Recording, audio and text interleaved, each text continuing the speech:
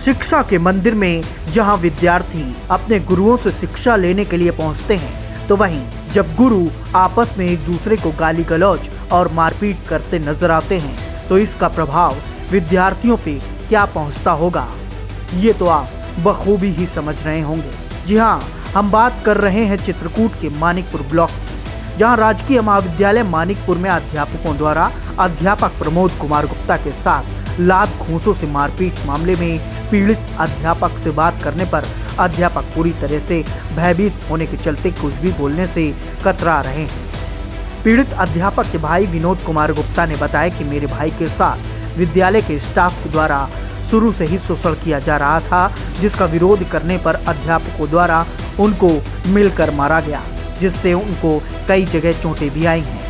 वहीं महाविद्यालय के अध्यापकों का कहना है कि अध्यापक द्वारा गाली गलौज की जा रही थी, जिसके कारण मारपीट की गई है। मामला मानिकपुर थाना क्षेत्र के राजकीय महाविद्यालय का है।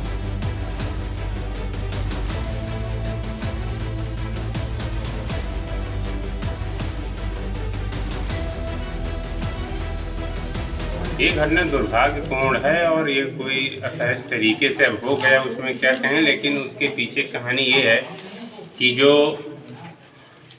स्कॉलरशिप बच्चे चेक कराने आ रहे थे, उनके पास गए और बच्चों को उन्होंने गाली देके भगा दिया। तो प्राचार्य महोदय गए, उन्होंने कहा कि आपने गाली क्यों दी?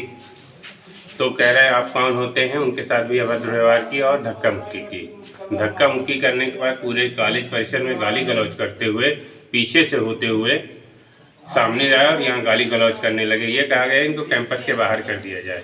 कैंपस के बाहर करने के बावजूद भी वहाँ तक गए और वो गाली गलौज जारी रखे। लोगों ने भी प्रतिक्रिया कर दी। उसी में कुछ अंतिम क्षण का किसी ने वीडियो बनाया है मेरे ख्याल से। सर, उसमें लात घूंसे से जो मारा जा रहा है उसकी बात हो रही है, उसमें किया जा रहा है। लात घूंसे बराबर चल रहे हैं भाई। वो मारपीट हुई लास्ट में, उन्होंने भी धक्का मुक्की की, उन्होंने भी मारा, लास्ट में उन्होंने भी मारा। ये कौन से, ये किस मतलब सब्जेक्ट के थे? वो प्रोफेसर? ये प्रोफेसर ये थे रसायन विज्ञान विभाग के हैं। और इसके पूर्व भी देखिए, ये 11वीं घटना, 11वीं या 12वीं घटना मेरे संज्ञान में है। कई बच्चियों ने मुझसे व्यक्तिगत रूप से शिकायतें की, मतलब कोई इतनी बड़ी शिकायतें नहीं की थी, नॉर्मल शिकायतें थी। लेकिन उनको चेतावनी दे करके उनको छोड़ दिया गया, मौखिक चेतावनी दी गई और सख्त कार्रवाई करने की बात की। प्राचार्य के द्वारा मैंने भी 2 बार उनसे कहा कि सर इनके खिलाफ कुछ करिए, तो सर ने कहा कि हम एक बार इनको और चेता दे रहे हैं, अगर नहीं होता तो वो है। और ये पिछले वर्ष मेरे साथ भी फरवरी माह में गाली गलौज किए थे। यहाँ पे कोई काम करने को मैंने कहा था, मुझे चूँकि चार्ज मिला हुआ था, तो उन्होंने नाराज़गी होकर पूरे कैंपस के बारे में सेकेंड ईयर थर्ड ईयर के बच्चों से पूछ सकते हैं। तो ये एक्टिविटी इस तरह की क्यों करते थे, क्या वजह है वो? अब पता नहीं क्या, बाकी जैसे तो आप काम बता रहे सब हैं सही कर रहे, सही समय आ रहा है, सही जगह साइन कर रहे हैं, अपना रिसर्च पेपर भी लिख रहे हैं। ये भी नहीं कि रिसर्च पेपर वगैरह नहीं लिख रहे हैं। अच्छे अच्छे उनके इंडेक्स में नंबर छप रहे हैं, वो पेपर छप रहे हैं, वही अच्छे टीचर मतलब स्कॉलर के तौर पे बच्चे हैं।